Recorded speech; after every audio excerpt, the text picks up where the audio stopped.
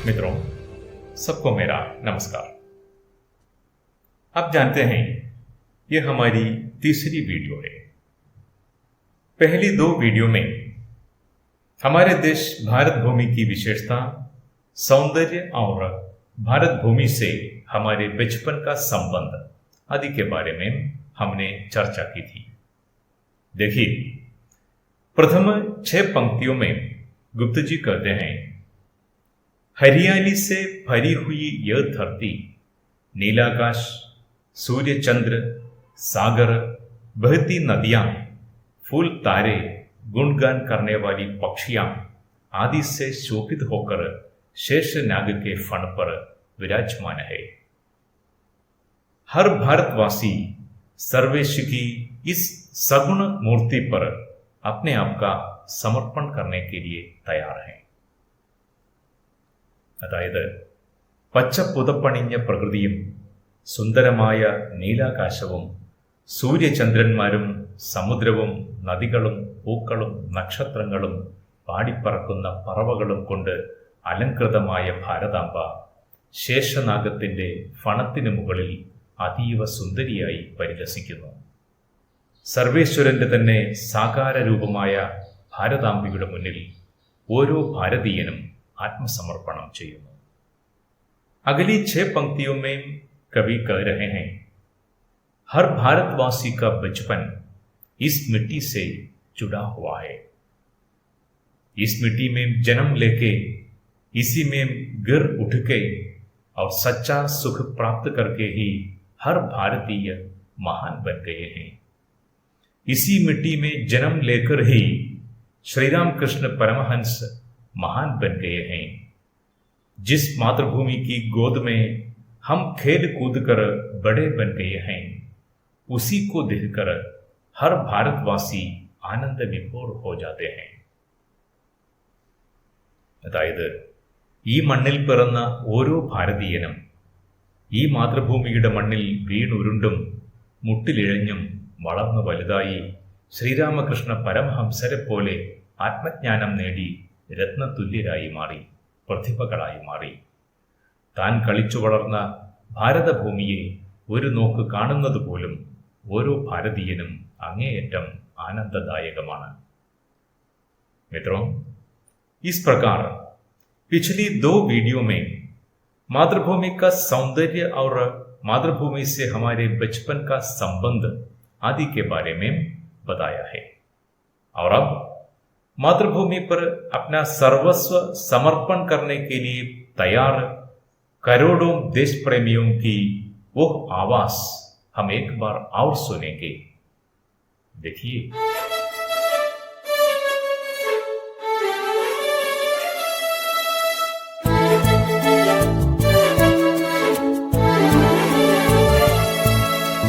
नीलांबर परिधान हरित पट पर सुंदर है. नीलांबर परिधान हरित पट पर सुंदर है. सूर्य चंद्र युग मुकुट मेखला रत्नाकर है. सूर्य चंद्र युग मुकुट मेखला रत्नाकर है. नदियां प्रेम प्रवाह भूल तारे मंडन है. नदियां प्रेम प्रवाह भूल तारे मंडन है. बंदे जन खग वृंद शेषफन सिंहासन है. बंदे जन खग वृंद शेषफन सिंहासन है. नीलांबर परिधान हरित पट पर सुंदर है.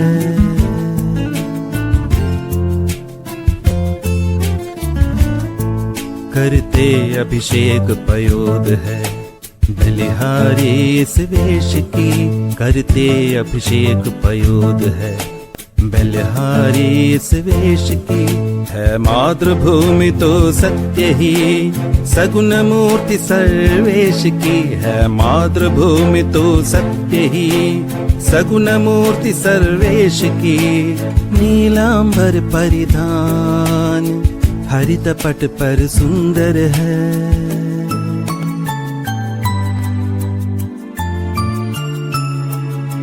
जिसके रज में लोट लोट कर बड़े हुए हैं, घुटनों के बल सरक सरक कर खड़े हुए हैं।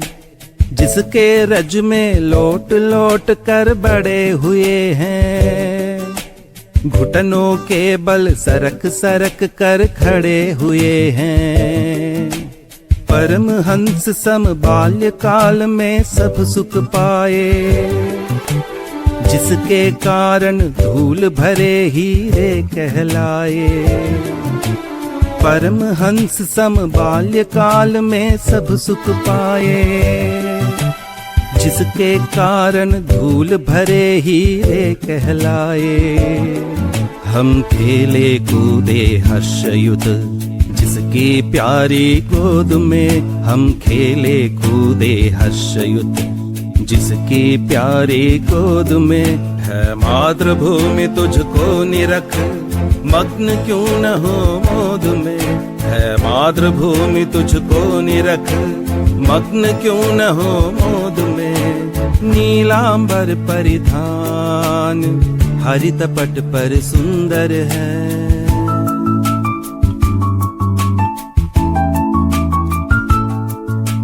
पाकर तुझसे सभी सुखों को हमने भोगा, तेरा प्रत्युपकार कभी क्या हमसे होगा। पाकर तुझसे सभी सुखों को हमने भोगा, तेरा प्रत्युपकार कभी क्या हमसे होगा। तेरी ही यह देह तुझी से बनी हुई है, बस तेरे ही सुरस सार से सनी हुई है। तेरी ही यह देह तुझी से बनी हुई है, बस तेरे ही सुरस सार से सनी हुई है। फिर अंत समय तू ही से अचल देख अपनाएगी, फिर अंत समय तू ही से अचल देख अपनाएगी। है मातृभूमि ये अंत में तुझ में ही मिल जाएगी। है मातृभूमि ये अंत में तुझ में ही मिल जाएगी। नीलांबर परिधान हरित पट पर सुंदर है, नीलांबर परिधान हरित पट पर सुंदर है। अच्छा, अब हम कविता के अगले 6 पंक्तियों पर चर्चा करेंगे। देखिए, पाकर तुझसे सभी सुखों को हमने भोगा, तेरा प्रत्युपकार कभी क्या हमसे होगा। तेरी ही यह देह तुझी से बनी हुई है, बस तेरे ही सुरस सार से सनी हुई है। फिर अंत समय तू ही इसे अचल देख अपनाएगी। हे मातृभूमि यह अंत में तुझ में ही मिल जाएगी। हे मातृभूमि यह अंत में तुझ में ही मिल जाएगी। मित्रों, आपकी पाठ्यपुस्तक के मातृभूमि कविता की अंतिम 6 पंक्तियां हैं ये। पहले अपरिचित शब्दों का परिचय पाएंगे। आप अपनी नोटबुक में लिख डालिए। पहला शब्द है भोगना। भोगना का अर्थ है अनुभव करना। अगला है प्रत्युपकार। प्रत्युपकार का मतलब है के बदले में। प्रत्युपकार है के बदले में। अगला है देह, इसका मतलब है शरीर। अगला शब्द है सुरस सार। सुरस सार है सार तत्व या सार। अगला शब्द है सन्ना। सन्ना का अर्थ है धुलना। इसके लिए मलयालम में हम कहते हैं ननयुगा। अगला है अचल। अचल है स्थिर या निश्चल। मलयालम में हम कहते हैं निश्चलम। अगला है अपनाना। अपनाना का मतलब है स्वीकार करना। तो इतना है यहां प्रयुक्त अपरिचित शब्द। आगे हम कविता की विस्तार से चर्चा करेंगे। देखिए, पाकर तुझसे सभी सुखों को हमने भोगा। कवि कह रहे हैं, पाकर तुझसे सभी सुखों को हमने भोगा। मतलब है पाकर यानी कि प्राप्त करके। यहां कवि कह रहे हैं तुझसे पाकर या तुझसे प्राप्त करके सभी सुखों को, मतलब है तुझसे सभी സുഖവും പ്രാപ്ത് करके നിന്നിൽ നിന്ന് എല്ലാ സുഖങ്ങളും നേടിയിട്ട് हमने भोगा अर्थात हमने अनुभव किया। तो कवि कह रहे हैं हम यहां जितने ही सुख पाते हैं या सुखों का अनुभव करते हैं वो सब तेरा ही देन है। इस मातृभूमि में जितने ही सुखों का अनुभव हमने पाया है सब तेरा ही देन है। അതായത് ഈ മണ്ണിൽ ഈ ഭാരതഭൂമിയിൽ നാം നേടിയതെല്ലാം, നാം നേടിയ സുഖങ്ങളെല്ലാം ഈ മാതൃരാജ്യം നമ്മുടെ ഭാരതം നമുക്ക് നൽകിയതാണ്। देखिए, आगे कवि कहते हैं तेरा प्रत्युपकार कभी क्या हमसे होगा। तेरा प्रत्युपकार कभी क्या हमसे होगा। प्रत्युपकार का मतलब है के बदले में या बदले में देना, बदले में देना।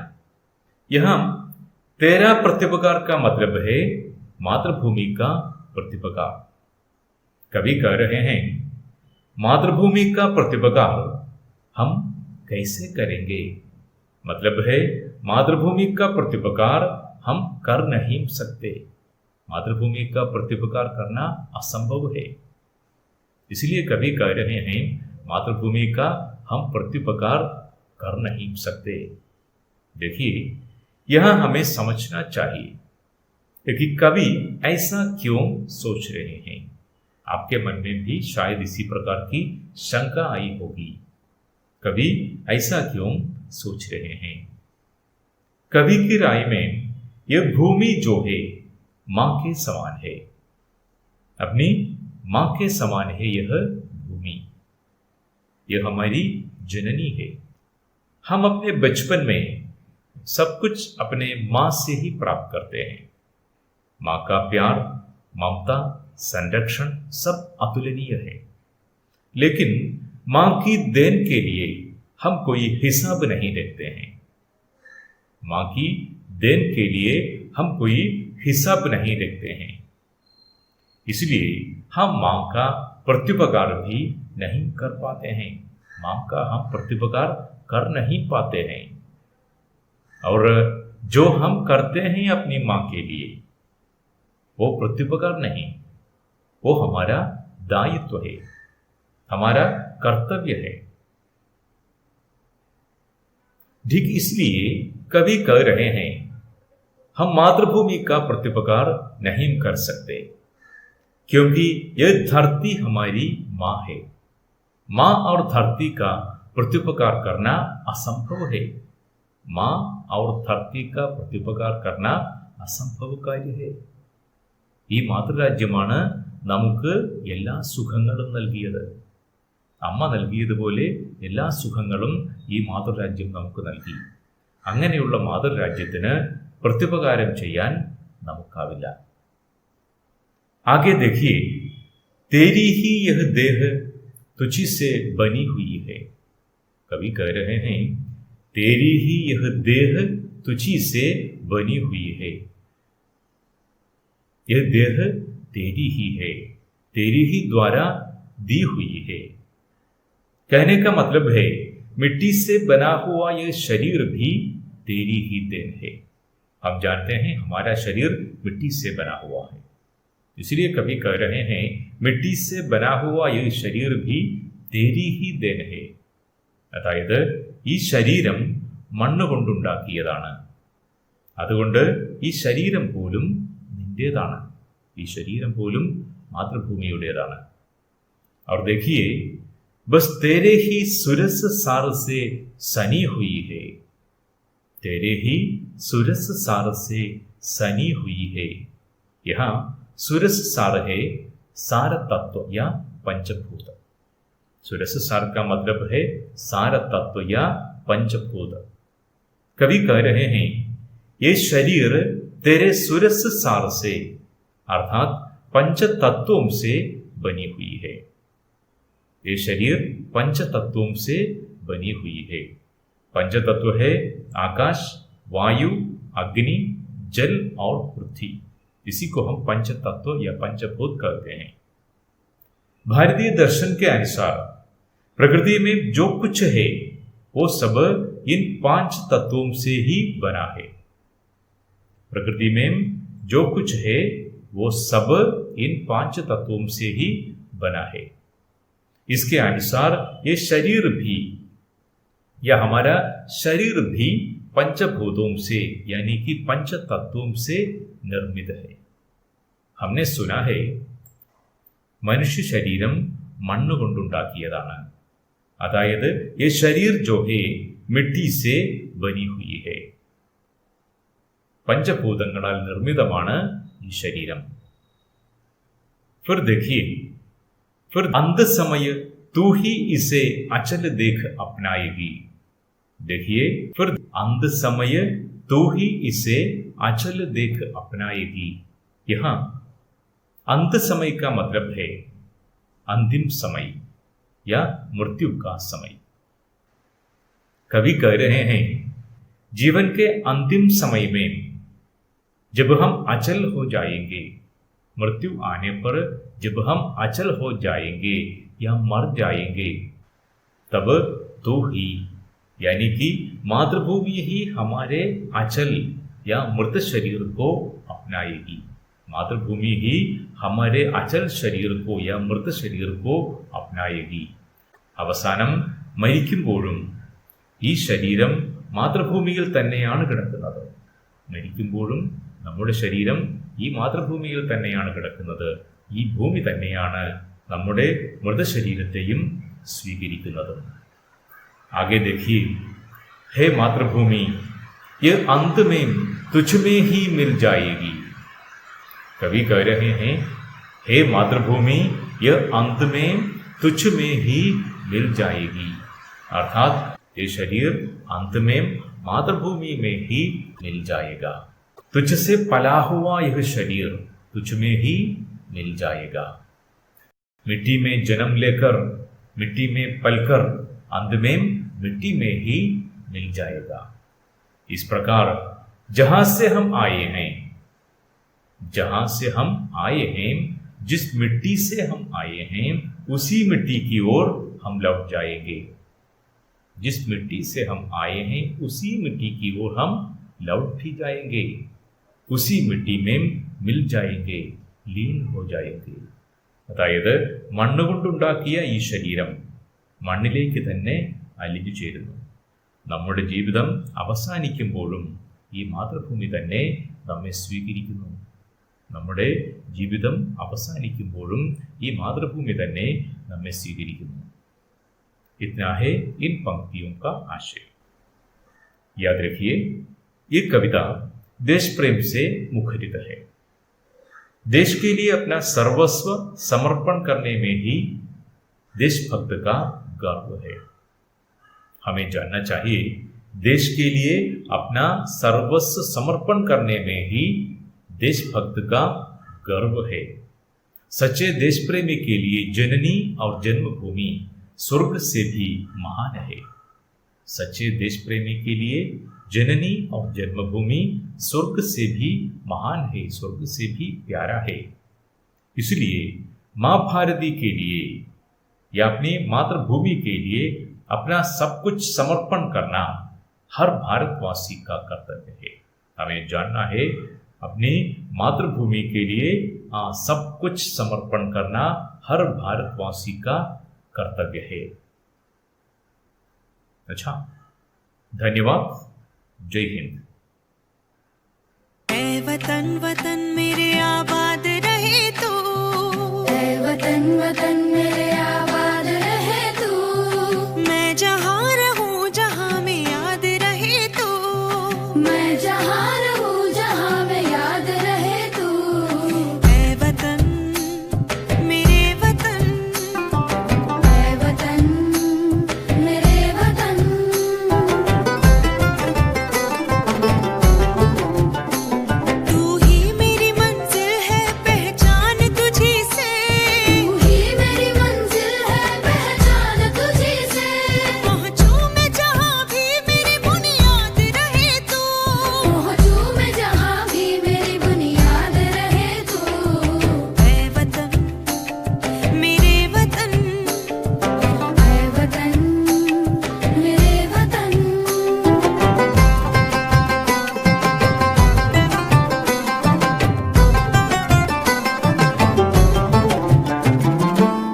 पे गो